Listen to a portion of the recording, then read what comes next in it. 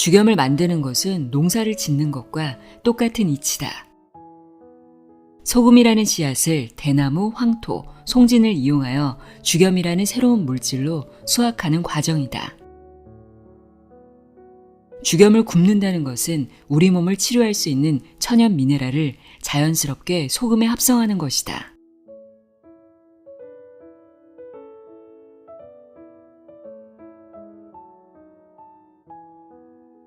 안녕하세요. 나의 소리책갈피 소리내어 읽다입니다.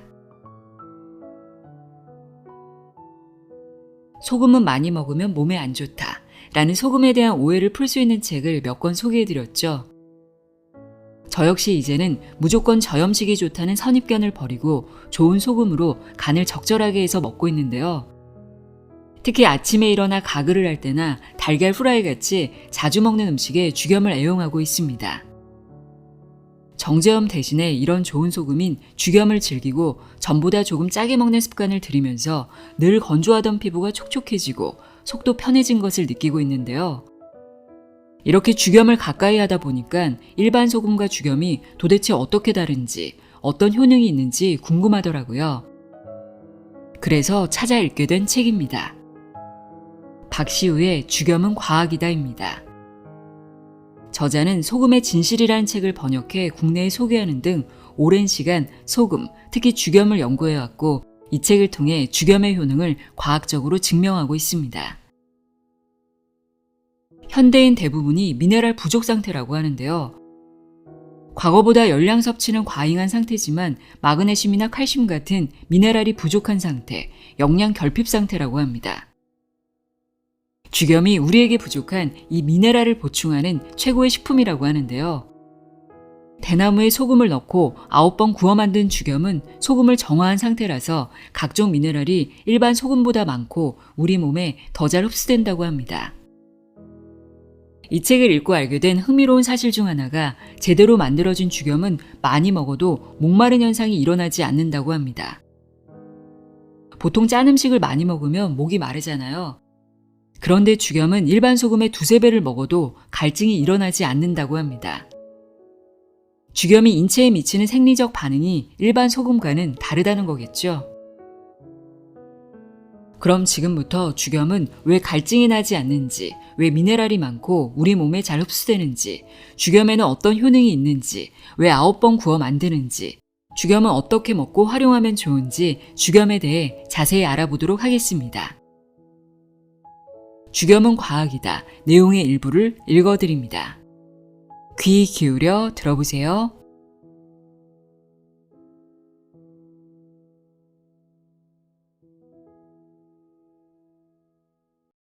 현대인은 미네랄이 절대적으로 부족한 음식을 섭취하게 되었다. 탄소, 산소, 질소, 수소를 제외한 원소를 미네랄이라고 하는데 4가지 주요 원소와 미네랄의 화학 반응이 없었다면 생명체는 탄생하지 않았을 것이다. 미네랄은 세포 구성성분이며 각종 효소와 비타민의 활성에 관여하며 호르몬의 조절에 이르기까지 생명활동에 매우 광범위하면서도 중요한 역할을 수행한다. 또한 노폐물을 배설하고 해독하는 신진대사작용이 원활히 수행될 수 있도록 함으로써 다른 영양소보다 우리 인체의 건강과 질병에 직접적으로 영향을 미치는 요소이다. 화학 농법으로 인한 토양 오염은 식품의 미네랄 결핍을 심각하게 초래하였고 이는 곧 현대의 암, 심혈관 질환, 당뇨 등의 생활습관병을 초래하게 되는 주요한 원인이 되었다. 미국의 경우 국민의 99% 이상이 충분한 미네랄을 섭취하지 못한다고 보고되고 있는 실정이다. 또한 캐나다의 마이크로 뉴트리언트사와 유니세프가 80개 개발도상국을 대상으로 조사한 미네랄과 비타민 결핍에 대한 세계 경과 보고서에 따르면 전 세계 인구의 3분의 1인 20억 명이 미네랄과 비타민 결핍으로 인해 정신적, 신체적 발육 부진을 초래하고 있으며 특히 미네랄 결핍으로 개발도상국 국민의 지능지수 IQ가 최고 15% 하락한 것으로 조사되었다고 발표하였다. 근대 농업이 화학비료에 의존하면서 토양에는 질소, 인, 칼륨만 계속 투입되고 있는 탓에 그 밖의 미네랄은 점점 감소하고 있다. 식물이 미네랄을 비롯해 토양 속의 영양소를 흡수하려면 미생물의 도움이 필요하다. 화학비료의 과다 사용 및 농약의 대량 살포, 심각한 대기 오염으로 인한 산성비 등으로 미생물이 살기 힘든 토양으로 변해 식물이 토양에서 영양소를 제대로 흡수하기가 힘들어졌다. 그 결과 음식물 재료인 곡물과 채소에 미네랄이 결핍되는 사태가 발생하고 있다. 1992년 미국의 연구기관에서 조사한 바에 따르면 1914년에는 사과 한 개가 인체에 필요한 일일 철분량의 50%를 제공했으나 1992년에는 동일한 양의 철분을 공급받기 위해서는 사과 26개가 필요한 것으로 조사되었다. 일본의 과학기술청에서 조사한 연구 보고서에서는 1993년에 수확한 시금치는 1952년에 생산된 시금치의 철분 함량보다 무려 19배 부족하다고 보고했다. 세계 모든 국가의 토양에서 미네랄이 심각하게 감소했다는 것을 알 수 있다. 더욱이 많은 사람들이 즐겨 먹는 인스턴트 식품과 가공식품은 가공 과정에서 또 많은 미네랄이 깎여 나가고 있다. 뿐만 아니라 현대인이 주로 섭취하는 가공식품 속에 있는 화학물질의 해독을 위해서는 효소가 필요하며 각종 해독 효소를 만들기 위해 뼈에 있는 미네랄을 뽑아 사용함으로써 인체의 미네랄 결핍을 더욱 가중시키는 결과를 초래하고 있다. 미네랄의 보고, 서해안 천일염. 특정 미네랄을 많이 섭취하면 다른 미네랄이 결핍되는 경우 인체에 해가 될 수도 있다. 따라서 미네랄은 무엇보다 균형이 중요한데 현대 과학은 인체에 가장 알맞은 미네랄 조성 비율을 정확히 모르는 까닭에 인체에 필요한 미네랄을 과학적으로 합성하지 못한다. 다만 인체의 체액과 가장 비슷한 미네랄 조성을 가진 자연 속의 식품이 가장 좋을 것으로 생각한다. 인체의 혈액, 림프액, 조직액 등의 체액에 녹아있는 주 원소는 바닷물과 똑같이 나트륨과 염소이다. 나아가 칼륨과 칼슘, 마그네슘 등이 녹아있으며 이들 원소는 바닷물에 많이 함유된 성분이다. 인체의 체액에 녹아있는 성분과 바닷물의 원소를 비교해보면 농도는 달라도 원소의 종류는 매우 비슷하다. 왜 인체의 체액과 바닷물의 성분이 비슷할까? 지구에서 가장 먼저 탄생한 생명은 바닷물 속의 작은 단세포 생물이며 단세포 생물이 바닷물 속을 떠도는 것처럼 사람의 세포 하나하나도 체액이라는 소금물 속에 둥둥 떠 있는 것과 매우 유사하다. 현재까지 바다에서 확인된 성분은 원소 83종이다. 바닷물 대부분을 물이 차지하고 있는데 수소와 산소를 포함하면 85종이 되고 주기율표상 대부분의 원소를 포함하고 있다. 생명의 근원인 바다가 인간이 지니고 있는 대부분의 원소를 포함하고 있는 것은 매우 당연한 것으로 보인다. 지구의 모든 원소를 포함하고 있는 바다, 그 바다에서 생산된 미네랄이 풍부한 소금은 현대의 미네랄 부족을 해소할 중요한 물질로 떠오르고 있다. 세계적으로 미네랄이 가장 풍부한 소금은 우리나라 서해안에서 생산되는 천일염이다. 우리나라 서해안 갯벌은 유럽 북해 연안, 미국 동남부 연안과 더불어 세계 5대 갯벌 중에 하나로 꼽히는 중요한 자원으로 그 가치를 인정받고 있다. 보아이만과 황해, 그리고 한반도에서 흘러드는 황토와 광물질의 영향으로 우리나라 서해안 천일염에는 다양한 미네랄이 풍부하게 포함되어 있다. 미네랄 함량이 비교적 높다고 알려진 프랑스의 게랑드 소금보다 마그네슘은 2.5배, 칼륨은 3.6배, 칼슘은 1.5배 정도 함유량이 높은 것으로 알려지고 있다. 소금의 효용. 소금은 신진대사를 촉진한다. 세포 속에 영양분을 공급하고 노폐물을 걸러서 처리하는 일련의 신진대사 기능은 소금 속에 있는 원소를 이용한 효소들의 도움이 절대적으로 필요하다. 신진대사가 원활하게 이루어지지 못할 때 면역력은 저하되고 여러 가지 질병에 걸리게 된다. 질 좋은 소금을 잘 섭취하면 세포의 활동을 도와서 주근깨, 기미, 여드름 치료의 효과를 볼 수 있다. 즉 소금은 노폐물을 배설하고 신선한 영양물을 공급하는 신진대사를 촉진함으로써 파괴된 세포를 회복시켜주는 역할을 한다. 소금은 소화를 돕는다. 소금의 주 성분 중에 하나인 염소는 위액의 성분인 위염산의 재료가 된다. 위염산은 pH 1에서 3의 강산성으로 음식을 잘게 부수고 소화시키는 중요한 역할을 한다. 소금은 세균과 바이러스를 억제해서 각종 질병을 예방한다. 소금은 음식물을 통해 들어오는 세균과 바이러스를 살균하고 없앤다. 채소나 음식에 적당하게 소금을 뿌림으로써 세균을 억제하고 음식에 든 소금은 위험산을 만드는 원료가 되고 위험산은 강력한 살균 작용 및 음식물의 소화 작용을 촉진한다. 소금은 미네랄 공급원이다. 우리는 촉감, 소리, 빛 등의 자극에 반응하는 신경세포가 존재해서 여러 가지를 보고 듣고 만지고 반응할 수 있다. 이 신경세포를 뉴런이라고 하는데 뉴런을 반응시키는 작용 원리는 몇 가지 화학물질의 이동을 통해 이루어진다. 전류는 전자의 흐름에 의해 발생하지만 세포막을 가로지를 때는 전자가 아니라 전하를 띤 이온의 이동에 의해서 이루어진다.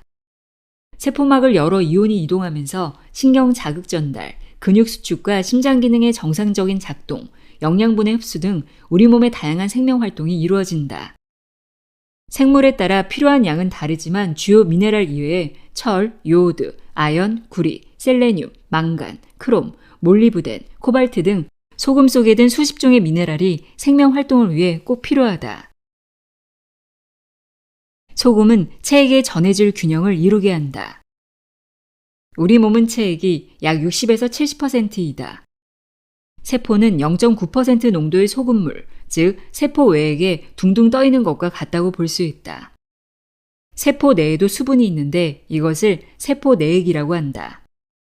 세포 외액의 주요 양이온은 나트륨 이온, 음이온은 염소 이온이고 세포 내액에서는 칼륨 이온이 주요 양이온, 그리고 인산 이온이 주요 음이온이 된다. 인체에서 이들 전해질은 세포 외액과 내액에서 일정하게 유지되면서 신경신호 전달과 영양분의 흡수가 이루어지며 다양한 생명 활동이 가능하다. 생리 식염수인 링거액은 0.9% 염화 나트륨 용액이 주 성분으로 체액의 농도와 같게 만든 등장액이다. 병원 응급실에 가면 링거액을 맞는데 질병에 대한 저항력을 높이고 회복을 빠르게 하기 위해서이다. 그만큼 인체에서 전해질 농도를 유지하는 것은 생명활동에 매우 중요한 일이며 이 전해질의 대부분이 소금으로 이루어져 있다. 소금은 해독 작용을 한다. 소금은 효소의 활성화로 인체의 해독을 돕는데 이런 해독 작용은 소금에 있는 미네랄의 화학적 작용에 의한 것이다.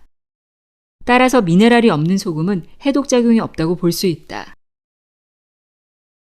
지구상에 소금이 다양하게 존재함에도 불구하고 우리는 매일 소금은 나쁜 것으로 간주할 뿐 질이 좋은 소금과 나쁜 소금을 구분하지 못한다.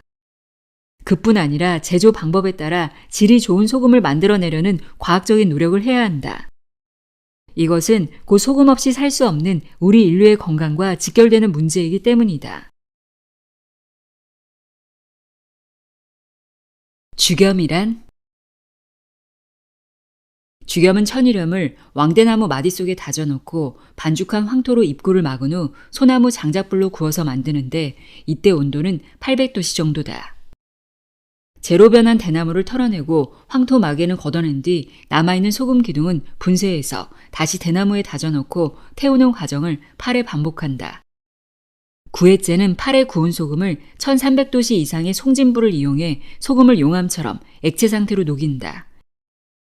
이 소금 용액이 식으면 돌처럼 단단한 덩어리가 되는데 기계로 분쇄 후 알갱이 혹은 분말로 만들어 직접 침으로 녹여 섭취하거나 음식에 첨가하는 천연 소금으로 사용이 가능한 죽염이 된다. 이 염 가공법은 인상 김일훈 선생이 대한화보에서 1971년 11월호부터 72년 7월호까지 연재하여 죽염 제조법을 공개하였고 1980년에 선생의 저서 우주와 신약에 공개한 뒤 세상에 널리 알려졌다. 인산 선생은 죽염을 건강 증진 및 성인병, 만성질환의 치료 목적으로 하루 수회 내지 수십 회 침에 녹여 복용할 것을 권장하였으며 염성이 강한 생물은 질병에도 강하다는 이론을 주장함으로써 지금까지의 서양의학적 염화나트륨의 생리적 작용 해석과 상식적인 소금 섭취 개념과는 정면으로 상반되는 죽염 섭취법을 발표하였다. 소금 속의 첨강수를 제거한 것이 죽염. 예부터 우리는 발효식품을 이용해 염분을 섭취해왔다. 그 대표적인 것이 간장, 된장, 고추장, 젓갈, 김치 등이다. 우리 선조들은 소금을 직접 섭취하기보다는 왜 이렇게 발효, 숙성시키는 기술을 개발한 것일까?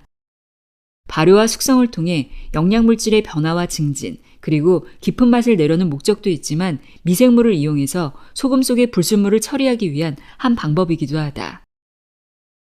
인산 선생은 소금 속의 불순물을 청강수라고 설명하고 있다.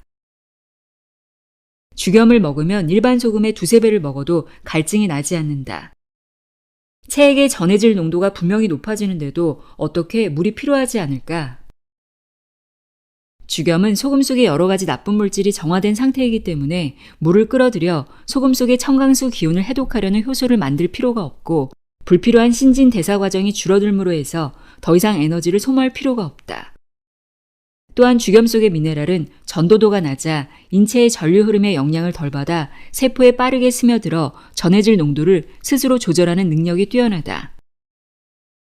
오히려 죽염을 녹여 먹으면 침샘을 자극해 침의 분비를 돕고 갈증을 해소한다.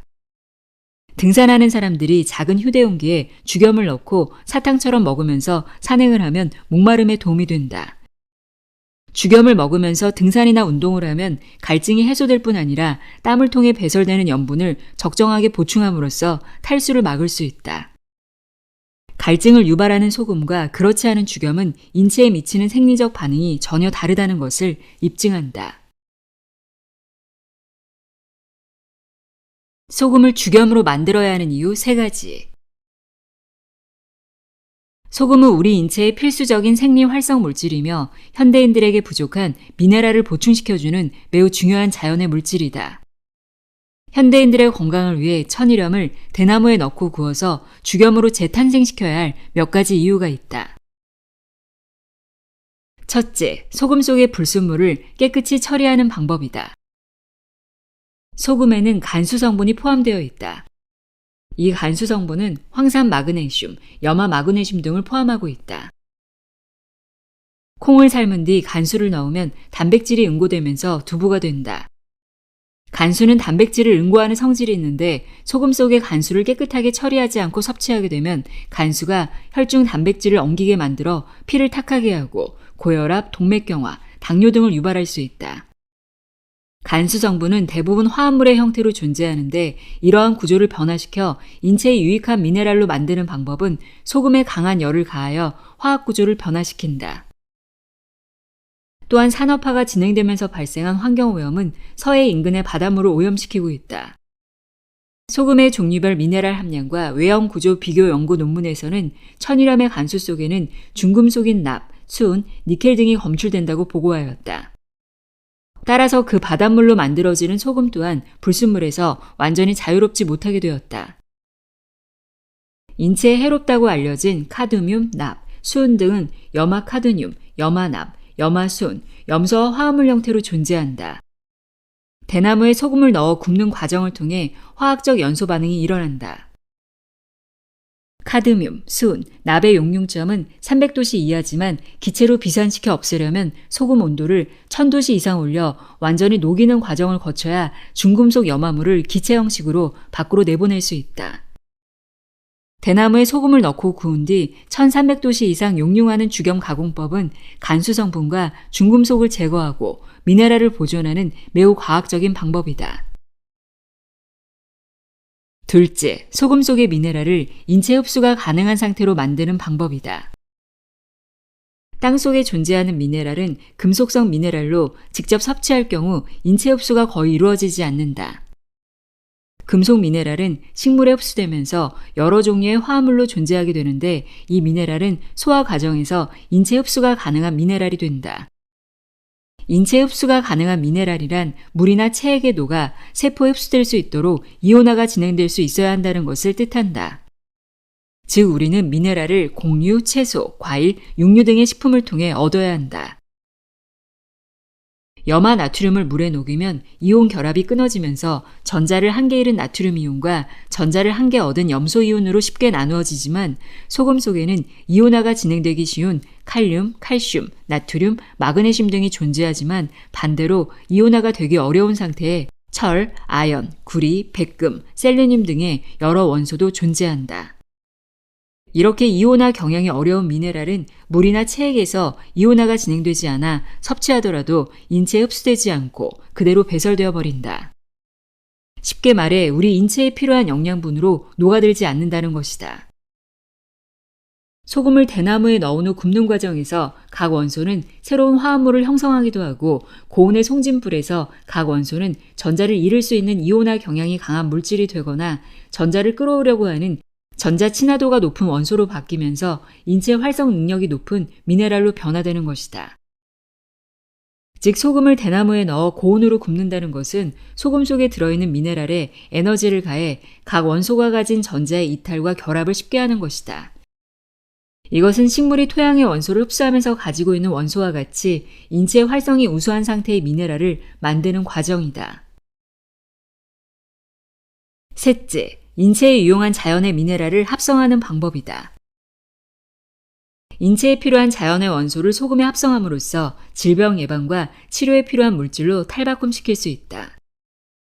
대나무에 열을 가해 만든 진액인 중력은 예전부터 당뇨 고혈압의 한방약으로 사용되어 왔다. 대나무에 소금을 넣어 구움으로써 질병의 치료 효과가 있는 대나무의 천연 미네랄을 소금 속으로 끌어들일 수 있다. 아울러 죽염을 구우면서 사용되는 원료인 황토와 송진에 있는 미네랄도 자연스럽게 소금 속에 합성된다. 천일염 죽염 속의 미네랄을 분석해보면 천일염에 없는 원소가 죽염에 새로 생기는 경우도 있다. 특히 칼륨, 인, 철, 구리 등의 특정 미네랄은 그 함량이 상당히 증가한다. 이것은 죽염을 구울 때 사용되는 대나무, 황토, 송진의 원소 성분이 소금에 합성되었다는 것을 뜻한다. 이렇게 죽염을 굽는다는 것은 우리 몸을 치료할 수 있는 양리적 성질의 천연 미네랄을 자연스럽게 소금에 합성하는 화학적 합성법이라고 할 수 있다. 소금 속의 불순물을 제거하고 각종 미네랄을 인체에 흡수가 가능하도록 만들며 양리작용이 기대되는 미네랄을 소금 속에 합성하는 과학적인 소금 가공법이 바로 죽염을 만드는 과정이다. 죽염은 생리활성물질. 생리활성물질이란 생물의 생체 기능을 조절하는 물질로서 생체 내의 기능 조절에 관여하는 물질의 결핍이나 과도한 분비 등의 비정상적인 병태를 바로잡아주는 역할을 하는 것을 말한다. 생리활성물질은 항산화작용, 해독작용, 면역기능 증강작용, 호르몬 조절작용, 항균 및 항바이러스 작용을 통해 노화를 지연시키거나 각종 생활습관병을 예방하는 물질이다. 죽염은 항산화 작용이 매우 뛰어난 물질이며 죽염 속 각종 미네랄은 효소를 활성화시켜 인체의 해독 작용을 돕고 호르몬을 만드는 원료로 사용된다. 뿐만 아니라 죽염의 항균 작용은 면역 기능을 증강시켜 각종 질병을 예방하는 역할을 한다. 즉 자연의 미네랄을 소금에 합성한 죽염은 인체에 부작용이 전혀 없는 우수한 생리활성 물질이다. 생리활성 물질로서 죽염의 특징. 첫째, 소금 속 유해물질이 제거되었다. 죽염을 만들 때 대나무, 소나무, 송진을 연료로 태우면 고열이 발생한다. 고열은 소금 속에 포함된 중금속 또는 유해 화합물을 증발시켜 없앤다. 둘째, 죽염은 알칼리 식품이다. 죽염은 횟수를 거듭하여 구우면 강알칼리성을 나타낸다. 현대인들은 산성식품을 과다하게 섭취하는데 죽염으로 간을 함으로써 산성식품을 중화시킨다. 특히 죽염은 알칼리 생성 미네랄이 많아 인체 흡수 후에도 산염기 평형에 매우 좋은 역할을 한다. 셋째, 다량의 활성 미네랄 생성 및 양리적 미네랄 합성. 천일염의 미네랄을 활성화시켜 인체의 환원 반응을 할 수 있는 성질을 띠게 만들고 대나무와 황토, 송진에 들어있는 여러 양리적인 미네랄을 합성시킨 것이 바로 죽염이다. 넷째, 미네랄 공급원. 우리 인체는 효소의 작용으로 생명현상을 유지해 나갈 수 있다. 이러한 효소의 활성화에 미네랄은 적극적으로 관여한다. 죽염은 우리 인체의 화학적 조성비와 매우 유사하면서도 다양한 종류의 미네랄을 함유하고 있다. 다섯째, 우수한 항산화 식품. 환경과 식품의 오염으로 인해 유해한 활성산소가 인체에 다량으로 발생한다. 우리 인체는 항산화제를 만들어 이에 대처하는데 죽염은 각종 항산화 효소를 활성화시켜 활성산소를 없애는 역할을 할 뿐만 아니라 환원력에 의한 강한 항산화 작용이 있다. 6째, 전해질 농도를 조절하는 능력이 우수하다. 죽염과 소금의 전도율을 측정하면 죽염이 소금보다 전도도가 낮으며 소금 격자 크기에 비해 10분의 1 정도이다. 그래서 세포막에 빠르게 흡수되어 전해질 농도가 쉽게 조절된다. 또 일반 소금에 비해서 두세 배 가량을 섭취해도 물이 켜이지 않는 특징이 있다. 7째, 면역 기능을 유지한다. 우리 몸의 체액이 소금물이 아닌 민물이라면 각종 바이러스나 세균에 대처할 능력이 없어질 뿐만 아니라 전해질 농도 차이가 발생하지 않아 영양소를 받아들일 수 없고 신경 전달 작용이 불가능해지면서 생명체로서 기능을 완전히 잃게 된다. 소금의 살균 작용과 방부 작용이 우리 인체의 면역 기능을 유지한다. 하지만 죽염은 소금보다 훨씬 좋은 항균 능력이 있음을 여러 논문에서 증명하고 있다. 8째, 죽염은 모든 식품과 조화를 이룬다. 미국 국립암연구소에서 해마다 발표하는 항암식품 중 수년 동안 1위를 차지하는 식품은 마늘이다. 마늘의 항암 작용이 인체에 제대로 작용되게 하기 위해서는 죽염의 도움이 필요하다. 인체에 필요한 영양소는 나트륨이 세포 속으로 흡수될 때 아미노산이나 당, 물 같은 영양소도 함께 흡수된다. 마늘과 죽염이 합쳐지면 마늘의 영양소는 한결 빠르게 각 세포로 이동할 수 있다. 세포 안으로 이동한 죽염은 세포 내에서 두 가지 일을 동시에 수행한다. 효소를 활성화시켜 이물질을 세포 밖으로 배출시키고 마늘의 양리적인 성질이 세포 내에서 잘 활성화될 수 있도록 미네랄이라는 원료를 공급한다. 미네랄과 마늘의 만남으로 세포는 새로운 영양물을 생성할 수 있는 조건을 갖추고 세포 내에서 더 강한 항암 작용을 발휘하게 된다. 즉 인체의 치료 효과를 나타내거나 항암 작용이 있는 식품에 죽염을 첨가하면 영양소의 흡수를 비롯하여 그 양리적인 효과가 한층 더 강하게 나타나게 된다. 죽염에 대한 질문과 답변. 죽염에서 얻을 수 있는 미네랄 양은? 아래와 같이 주장하는 곳이 있다. 성인이 일을 필요한 미네랄은 300mg인데 가정에서 조리용 소금은 10에서 15g 정도로 이 소금에서 얻을 수 있는 미네랄이 8에서 10mg 밖에 되지 않아 소금으로부터 미네랄을 충분히 공급받는다는 것은 거의 기대하기 어렵다. 대부분의 미네랄은 음식을 통해서 얻는 것이 맞다. 음식에 부족한 미네랄을 소금이 보충한다는 뜻이지 인체가 필요로 하는 모든 미네랄을 소금에서 얻어야 한다거나 혹은 그러지 못하기에 가치가 없다는 것은 지나치게 단순한 발상이다. 뿐만 아니라 음식을 통해서 섭취하기 어려운 미량 원소는 소금을 통해 얻는 것이 바람직하다. 미량 원소는 말 그대로 매우 소량이지만 인체에 미치는 영향이 큰 영양소이다.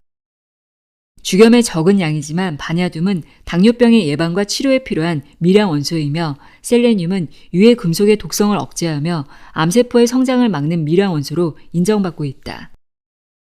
매우 소량이라도 매일 죽염을 섭취하는 사람과 정제염을 섭취하는 사람의 미량 원소 섭취 비율은 차이가 날 수밖에 없다.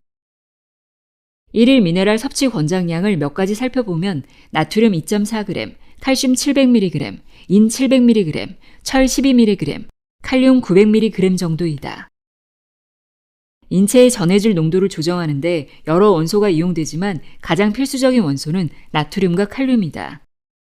죽염에 들어있는 칼륨의 양은 8,000에서 15,000mg/kg이다. 즉 정제염에 비해 8,000배 이상의 칼륨이 들어있다. 물론 죽염 속의 칼륨만으로 인체가 필요한 1일 권장 칼륨 섭취량인 900mg을 모두 충족할 수는 없다. 하루에 죽염 20g을 섭취할 경우 최대 300mg 정도의 칼륨을 얻을 수 있다. 이 정도의 양은 권장 섭취량의 3분의 1 정도이며 정제염과 비교하면 하루 약 300배 이상의 칼륨을 섭취하게 된다. 소금만으로 섭취 권장량의 3분의 1을 얻을 수 있다면 이것은 결코 적은 양이 아니다.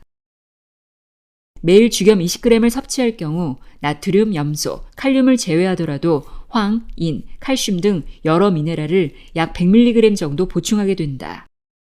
죽염은 30여 가지의 활성 미네랄이 골고루 들어있는 미네랄 복합 제제이다. 한 가지 예를 더 들어보자. 인체가 필요로 하는 하루 철분량은 단 1mg이다. 출혈 및 생리가 있을 경우에 하루 필요한 양은 2mg 정도이다. 철분의 인체 흡수가 매우 어렵기 때문에 철분 결핍은 오늘날 세계에서 가장 흔한 영양 결핍 중의 하나다. 따라서 실제 일일 필요량보다 몇 배 많은 양인 12에서 15mg 이상의 철분을 매일 섭취하는 것이 좋다. 죽염을 하루 20g 섭취할 경우 하루 1mg 정도의 철분을 얻게 된다. 만약 죽염에 있는 철분이 일반 철분과 달리 인체에 흡수하기 매우 쉬운 화합물이나 이온으로 존재한다면 죽염 속 철분만으로 일일 철분을 얻을 수 있다는 결과를 가져올 수도 있다.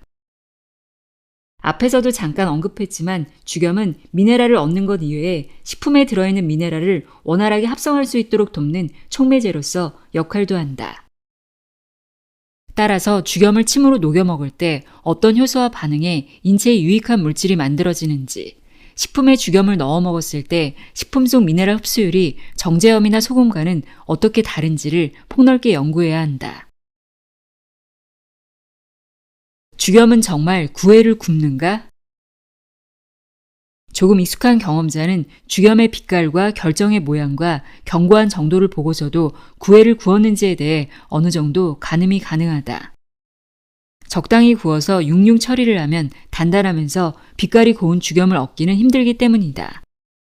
그리고 구운 횟수는 알칼리 및 ORP 수치를 확인하면 파악이 가능하다. 소비자가 좋은 죽염을 선택하는 것은 참 어려운 일이다. 먼저 몇 회 구운 죽염인지 육류한 제품인지를 표기사항을 보고 확인해야 한다.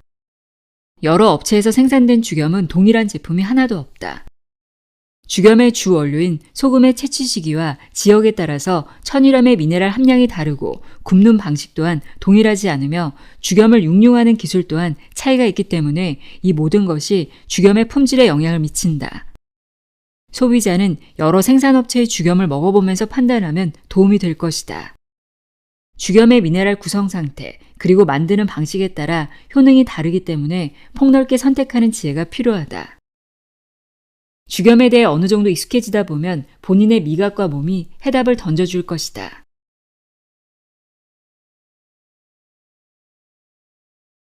죽염 활용법. 소금을 팔에 굽고 9회째 송진불의 고열로 육용하면 용암처럼 뜨거운 액체 상태가 된다. 이 용액이 굳으면 돌덩어리처럼 단단하게 되는데 이것이 완성된 죽염이다. 응고된 죽염을 선별한 후 분쇄한 다음 채로 쳐서 콩알 크기의 알갱이, 쌀알 크기의 알갱이, 거친 분말 등을 만들고 기계로 갈아서 미세한 입자로 만든다. 여러 형태의 죽염을 용도에 맞게 선택해서 활용한다. 죽염의 일일 권장 섭취량. 각 나라마다 식습관이 다르고 또 개인마다 먹는 음식의 종류와 질이 다르기 때문에 세계보건기구가 정한 하루 5에서 6g이라는 소금 섭취 기준은 결코 정답이 될 수 없다. 소금을 먹는 섭취량은 개인의 식습관에 따라 다를 수 있고 어떤 소금을 먹느냐에 따라 인체에 미치는 영향이 달라서 일일 소금 권장 섭취량은 큰 의미가 없다. WHO의 기준보다 훨씬 많은 소금을 섭취하고도 건강하게 사는 사람이 얼마든지 있을 수 있으며 WHO의 기준으로 사느라 건강에 치명적인 손해를 감수해야 하는 사람 또한 있는 것이다. 육식을 많이 하는 서양인들의 식습관은 고기로부터 많은 염분을 섭취하게 된다. 채소에는 나트륨보다 칼륨이 과도하게 많다. 소금 없이 채소만 먹는다면 혈액 중 칼륨의 농도가 높아져 과칼륨 혈증이 발생하게 되어 근육마비, 심장마비를 초래할 수도 있다. 인체 내의 칼륨의 전해질 농도를 적절하게 유지하는 것이 바로 나트륨이기 때문이다. 예전에 채식을 많이 한 우리 선조는 고추장, 된장 등을 이용해 칼륨과 나트륨의 균형이 이루어지는 식단을 자연스럽게 구성하였다. 국내에 죽염이 생산된 지 약 25년 동안 죽염에 대한 소비는 해마다 증가하고 있다. 죽염 치약, 죽염 젓갈, 죽염 간장, 죽염 된장, 죽염 김치 등 관련 응용 상품은 해마다 그 가짓수가 늘고 있다. 생명이 비교적 짧은 일반 건강식품과는 다르게 죽염은 25년간을 장수해 왔으며 학계의 관심과 연구 과제가 되고 있다. WHO는 소금의 섭취량을 줄이라고 하고 각종 언론 매체에서는 소금이 질병의 주 원인인 것처럼 소개를 하고 있지만 죽염으로 건강을 되찾았거나 죽염의 효능을 경험한 이들은 일반 소금보다 값비싼 비용을 지불하고서라도 죽염을 애용하고 있다. 죽염의 하루 섭취량은 사람의 나이, 체질, 병증의 깊이에 따라 매우 다양하다. 일반적으로 음식을 통해 섭취하는 염분을 제외하고 하루 8에서 10g의 죽염을 침으로 녹여서 섭취한다. 이보다 더 많은 20g의 죽염을 매일 먹는 사람도 있다. WHO나 현대의 과학적 기준으로 보면 그들은 분명히 이상한 사람들이지만 그들에겐 나름대로 경험을 통해 체득한 그들만의 죽염 건강법이 있다. 이름난 식당은 대체로 음식에 간이 싱거워서 죽염을 더 타서 먹지 않으면 맛을 제대로 느낄 수 없을 지경이다. 죽염을 애용하는 사람들은 휴대용기에 죽염을 넣어가지고 다니면서 음식에 부족한 간을 죽염으로 더해서 먹는다. 죽염을 넣으면 음식의 맛이 살아나고 향미가 깊어지며 부족한 미네랄을 보충하는 좋은 방법이 된다. 필자는 아이 셋을 키우면서 싱겁게 먹이지 않고 죽염으로 짭짤하게 간을 해서 먹는다. 때로 감기도 하고 몸살도 하지만 죽염이나 죽염 간장을 한 숟갈 먹인 뒤 따뜻하게 재우면 열이 내리고 대개 다음 날이면 씻은 듯이 일어난다. 감기 때문에 아이들을 병원에 데리고 간 적은 없었고 비염과 축농증, 아토피 등의 병적인 증상 또한 없다. 짭짤하게 죽염을 먹음으로써 미네랄 부족을 해소하고 죽염의 면역력이 몸을 잘 보호하고 있으니 각종 세균이나 바이러스가 쉽게 침범하지 못한다. 하루에 죽염 8에서 10g 정도를 더 먹어주는 것은 현대의 생활과도 매우 관련이 깊다. 먹을거리가 화학물질에 오염되어 있고 청량음료, 인스턴트 음식을 많이 먹음으로써 해독을 위해 보다 더 많은 효소가 필요하게 되었고 여러 효소를 생성시키기 위해 보다 더 많은 미네랄이 필요하다. 누구보다 정갈하게 먹을거리를 준비할 수 있는 사람이라면 하루 3에서 4g의 죽염을 더 먹는 것만으로도 충분히 미네랄 보충이 가능하다. 하지만 과식을 했거나 육식을 지나치게 했을 경우 그리고 인스턴트 음식을 먹었을 경우라면 죽염 섭취량을 조금 더 늘려줌으로써 소화와 해독 작용을 그만큼 높여주어야 한다. 또 여름철 땀을 많이 흘리고 지칠 때는 더 많은 죽염을 먹어서 염분을 보충해 주어야 하며 봄철 나른한 춘곤증이 생길 때도 죽염을 먹어두면 인체의 염분 손실이 줄어들어 그만큼 피로를 덜 느끼게 된다. 침으로 죽염 녹여 먹기. 죽염을 섭취하는 가장 좋은 방법은 죽염 알갱이를 조금씩 자주 녹여 먹는 것이다. 동의보감에는 침을 옥샘, 금물이라고 하여 침을 뱉지 말고 항상 머금어 삼키면 얼굴이 빛나게 된다고 했다. 침에는 이렇게 여러 종류의 효소와 미네랄, 호르몬 등이 들어있는데 죽염과 합쳐지면 이러한 물질들은 더욱 활성화된다. 구강암으로 방사선 치료를 한 환자 또는 당뇨, 파킨슨, 자가면역 질환 등이 생기면 침샘이 말라 침이 잘 분비되지 않아 음식을 삼키고 말을 하는데 매우 불편한 증상을 호소한다. 죽염을 입에 넣고 사탕처럼 물고 있으면 침샘을 부드럽게 자극해 입안에 침이 자연스럽게 생겨 불편한 증상이 많이 호전된다. 죽염을 침으로 녹여 먹을 때 생긴 진액은 구강을 깨끗이 하고 이를 튼튼하게 하며 기관지를 지나면서 기관지에 있는 염증을 제거한다. 깨끗한 영양소를 받아들이고 노폐물을 배설하는 신진대사가 원활하게 이루어지지 않으면 인체의 체액은 독소가 배출되지 않은 독액에 가깝게 된다. 독액에 가까운 체액은 세포를 병들게 하고 결국 암세포를 만들게 된다. 죽염을 조금씩 먹다 보면 침은 진액이 되고 인체의 신진대사는 원활하게 이루어져서 체액의 독은 해독된다. 죽염을 침으로 먹을 때 혀 가운데 가만히 올려둔다. 그리고 자연스럽게 침이 고이면 그 침을 조금씩 삼킨다. 침으로 녹여 먹고 바로 물을 마시면 죽염과 어우러진 진액이 희석되므로 물 먹는 간격을 조금 띄우는 것이 좋다. 물로 죽염 먹기. 죽염을 침으로 늘 녹여 먹다 보면 입안이 조금씩 헐기도 한다. 그래서 조금 많이 섭취할 필요성이 있는 사람은 물로 죽염을 그대로 삼키거나 분말을 물에 녹여서 간간하게 마시는 것도 무방하다.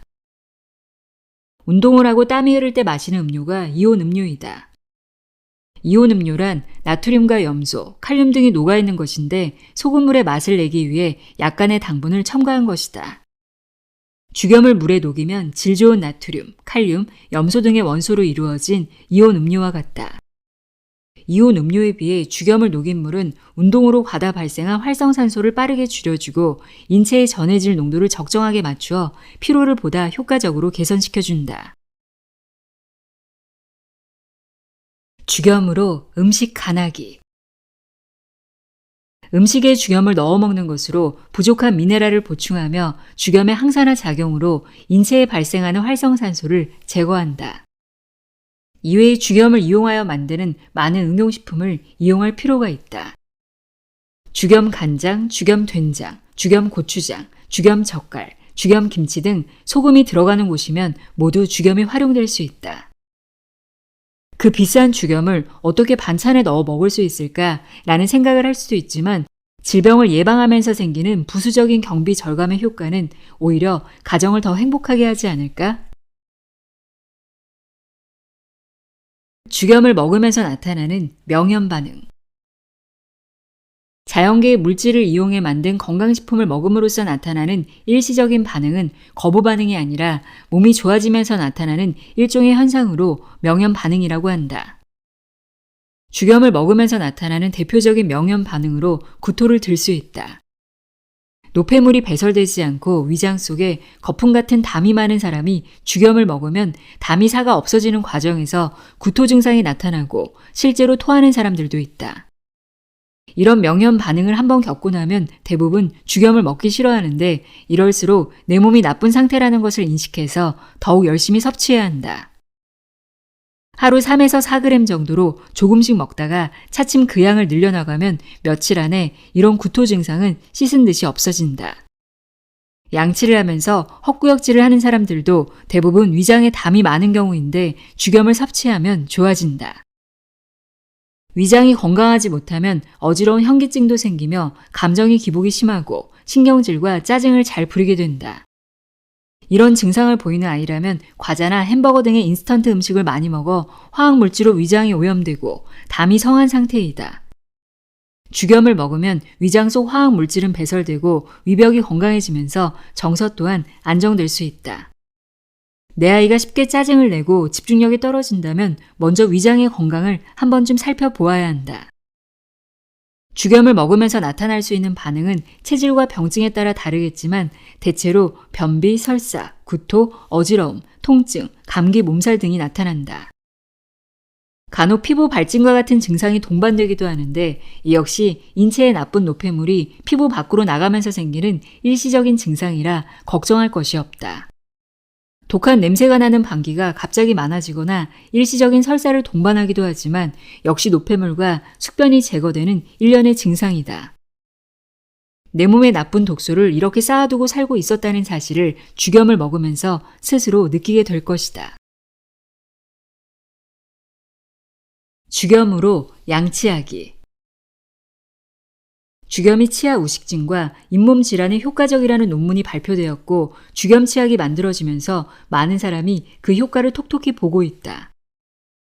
치약에 들어있는 죽염은 매우 소량인데 보다 더 큰 효과를 얻기 위해서는 분말을 칫솔에 묻혀 그대로 양치하는 것이 좋다. 죽염을 작은 통에 담아 욕실에 두고 활용한다. 죽염은 여러 번 구워 만든 것이라 수분이 전혀 없는데 습기가 높은 욕실에 오래 두면 굳어져 버린다. 조금씩 자주 덜어서 활용하는 것이 요령이다. 칫솔은 죽염 양치용과 치약용으로 구분해서 사용하면 편하다. 양치를 한 후 오래 머금고 있을수록 좋다. 짠 기운도 가시면서 침이 매우 부드럽게 느껴질 때 삼킨다. 그리고 죽염으로 양치를 하고 난 다음에는 헹구지 않는 것이 좋다. 죽염 양치를 오래 하다 보면 죽염에 있는 여러 미네랄이 치아와 산화 환원 반응을 해 치석이 생기거나 이가 약간 누런빛을 띠게 되는 경향이 있다. 일주일에 서너 번만 치약으로 이를 닦으면 이런 현상은 없어진다.